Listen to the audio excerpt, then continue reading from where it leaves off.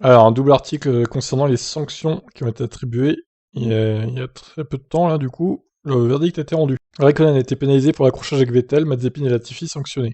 Le non-respect des drapeaux jaunes en partie puni. Donc 11 pilotes étaient sous enquête à la suite de la course du Grand Prix d'Autriche. Sur les 11 pilotes incriminés, 10 ont été innocentés. Seul Raikkonen a écopé de 20 secondes de pénalité, l'équivalent d'un drive-thru, pour avoir accroché Vettel en fin de course. Bon, il s'en fout, de toute façon, il était hors des points, donc... Le Finlandais avait touché la roue arrière gauche de Aston Martin du quadruple champion du monde.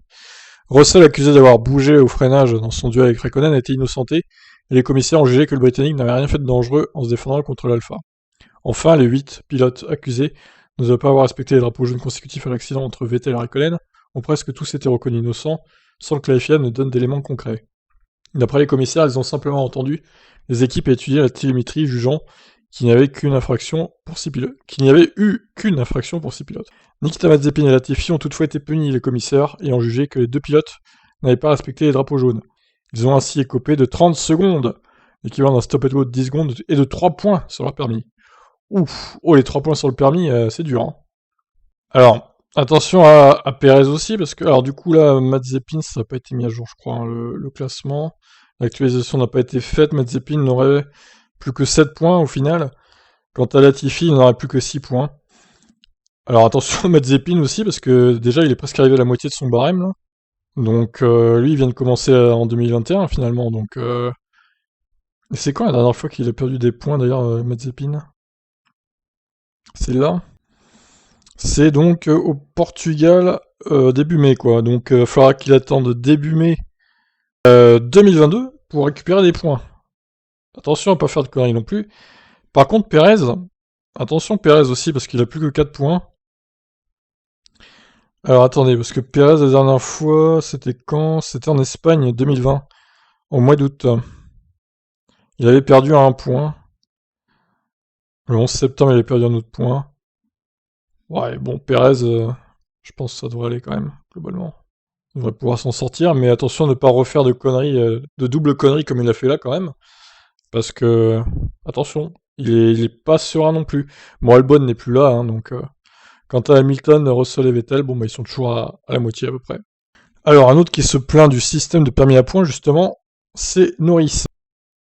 Norris le fustige, Verstappen approuve.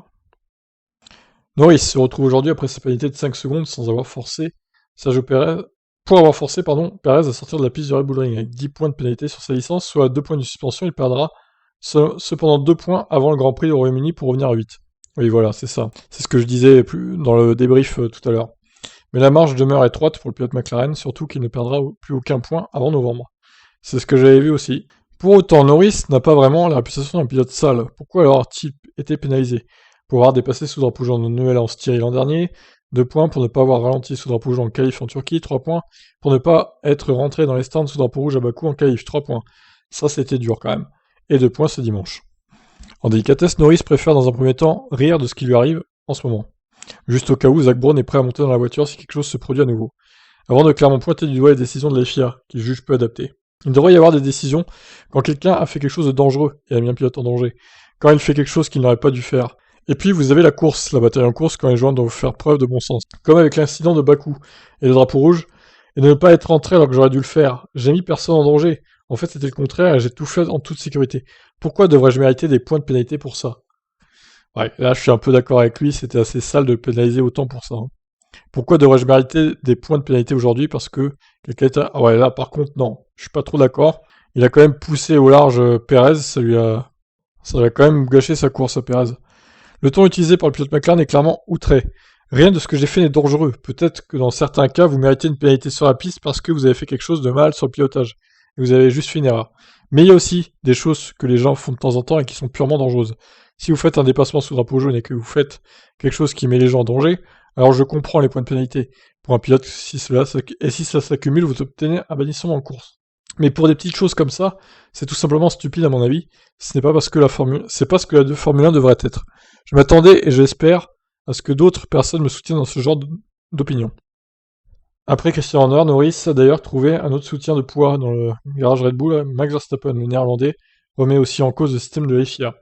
Combien tu as eu de points de pénalité 2, donc si tu as 6 de ces incidents, comme en course, je ne pense pas que ça mérite une suspension. Ce n'est tout simplement pas correct. Je me suis même passé par là, je me suis retrouvé à 9 ou 10. C'est comme ça que ça se passe. Mais je ne pense pas qu'avec ce genre d'incident, disons, que vous êtes arrivé à 12, vous ne méritez pas une suspension pour ça. Nous devrions nous pencher sur ce système. Alors, peut-être qu'il y a trop de points d'émis d'un coup. Peut-être que ça mériterait plutôt un point, ce qu'il a fait. Peut-être pas deux non plus. Quoique, quand même, il a quand même envoyé une voiture dans le gravier, je suis désolé, hein. Alors par contre, effectivement, hein, à Bakou, les 3 points, c'est totalement surréaliste, c'est totalement abusé. Là, je suis d'accord avec Norris, là, franchement, c'est n'importe quoi. Mais là, pour envoyer quelqu'un dans le gravier, bon, Perez s'est pris 2 fois 2 points de pénal, donc pour moi, ça me choque pas, ça me choque pas. Voilà, maintenant, à Norris de faire en sorte de plus faire de conneries, de plus se retrouver dans les au mauvais endroit au mauvais moment, avec d'autres pilotes.